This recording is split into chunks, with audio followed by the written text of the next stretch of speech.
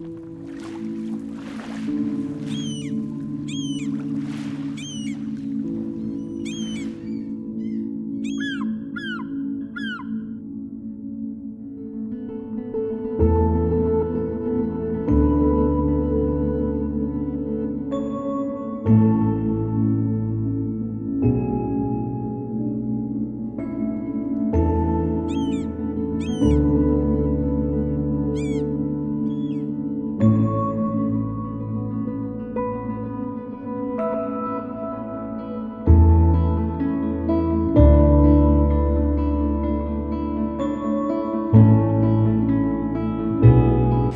fiskerne de lander ned på kajen hver morgen eller hver aften, alt efter årstiden og sæsonen, så kommer alle hummerne herind og stå.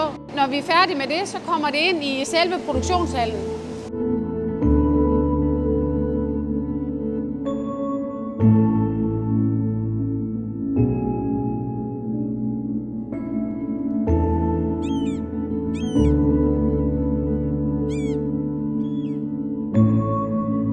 Når hummeren kommer ned herop fra linjen, så kommer de over den her gradermaskine, og de udsorterer simpelthen i alle de huller nedover, og de bliver sorteret ud efter størrelser.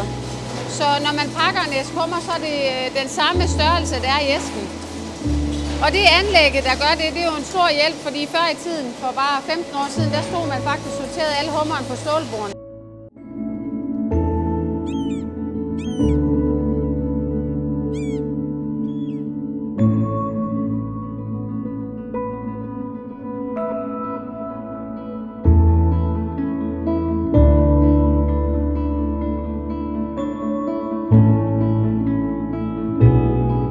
Så noget som den her, den kan knækkes, og så kan man faktisk sælge hovedet som noget, der hedder mix. Dem sælger vi simpelthen til fabrikker og kunder, der laver fong og hummersuppe.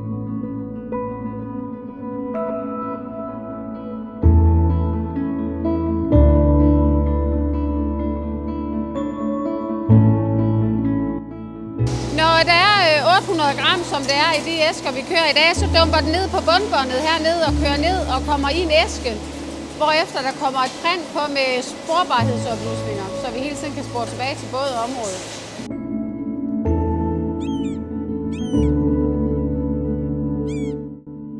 Eftersom vi er på en ø, så er der jo mange ting, vi er nødt til at løse selv.